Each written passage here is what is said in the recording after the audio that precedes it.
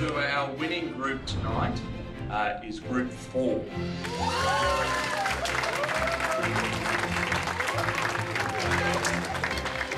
I couldn't believe it, to be honest. Up until the moment of announcing the winners, I did not believe that we were the winning team. Until we're like, yes, that's us, that's us. We'll send you our bank account. It's been an amazing journey. Completely challenging, but very, very enriching experience. It's changed the way I sort of look at a problem. It's such a fulfilling feeling inside. I can't explain, but it's just like all our hard work paid off.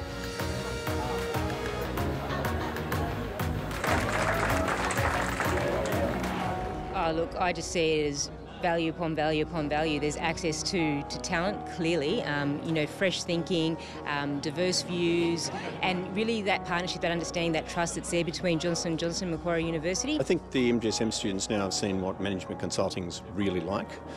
They can form a view as to whether they want to be a management consultant or they never ever want to be a management consultant. So it's really to give them first-hand exposure to a client.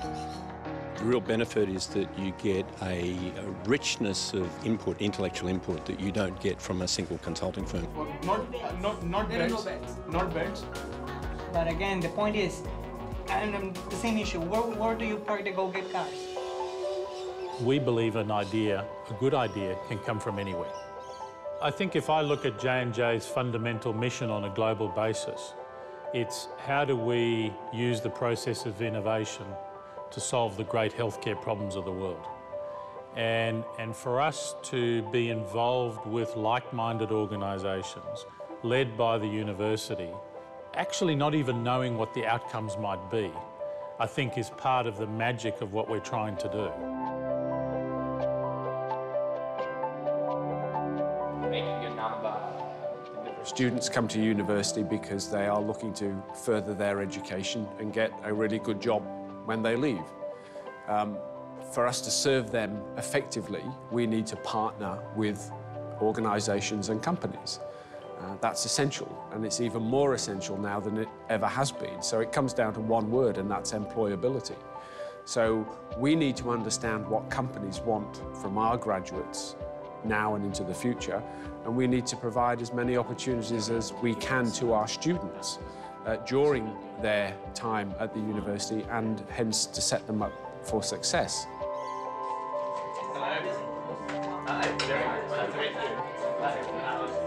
In our orthopaedic side of our business, I think if you ask that question of the man in the street or the woman in the street, We are unapologetic around the challenges that we provided, and they were significantly difficult. In weeks 3, 4, 5, the questions that were being posed back to us in the way that we thought about the challenge were starting to become harder and harder for us to answer.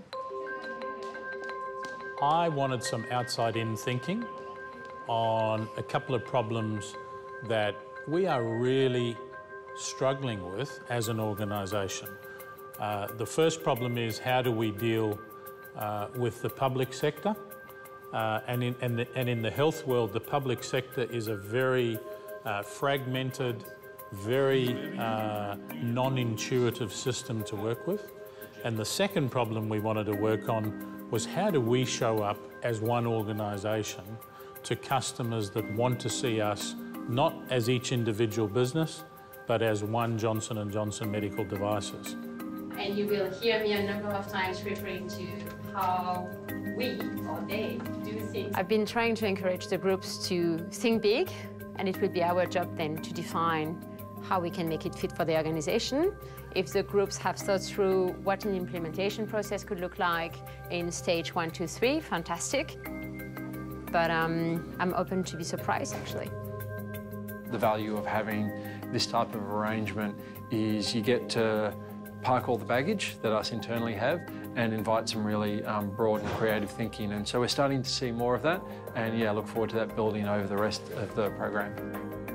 All of our senior leaders had that one goal in mind, that we are doing this for the betterment of our patients because that's our aspiration. And something that encapsulates all of that is when we looked at all the solutions that came back, each and every single solution was actually patient-centric. And the one that won at the end of the day, the team that actually won, actually touched that judging panel the most around being patient-centric. it was actually about changing lives. The hospital bed savings. Why did you feel that you would be able to save those 2 days? What was the change that would need to go on in the hospitals?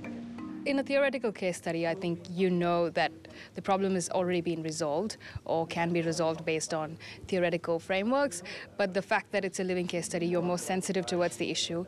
I think you know that you're going to impact somebody's life, whether it's the customer, whether it's the patient, whether it's the client itself. So it was originally pitched by an alumna from MGSM.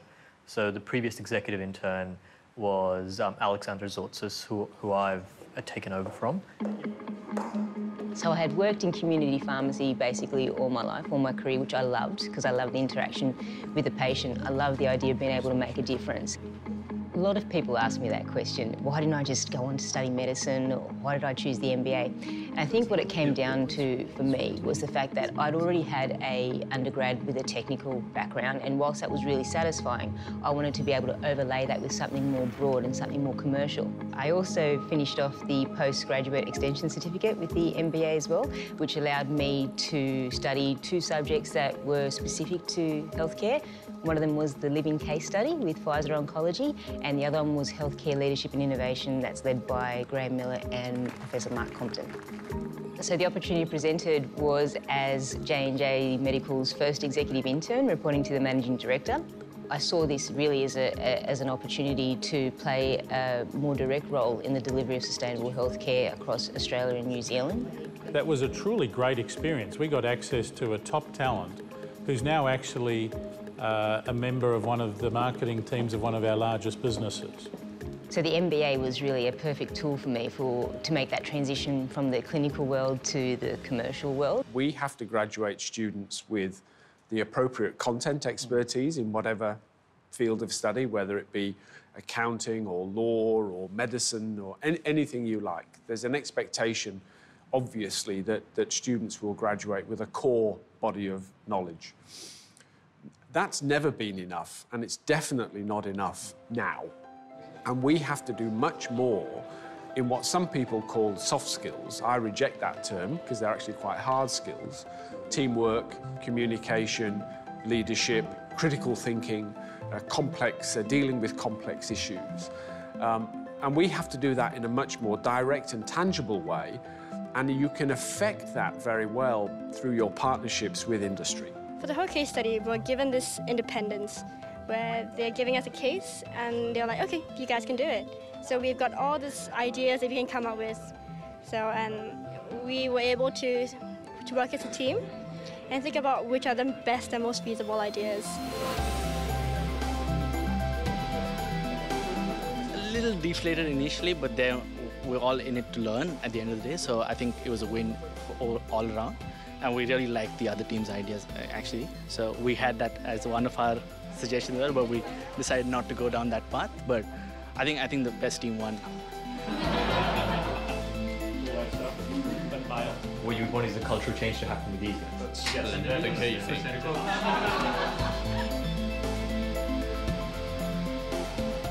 I think the client here is probably at the upper levels of satisfaction. They're clearly going to use this as a springboard for their talent acquisition program. I was super impressed with how seriously they took the task. So they essentially performed the role of significant business consultants. I didn't get a sense of 1 minute they were students doing an assignment. So I think that was the first thing. I think the second thing was the enthusiasm with which the winning team embraced their win. Because, you know what, it's a competitive world. And to see that team celebrate their win and to watch the others be joyful for them speaks to the values in many ways. The third thing really was they were so tested themselves in doing the living case study that they felt it was the hardest subject they did throughout their MBA.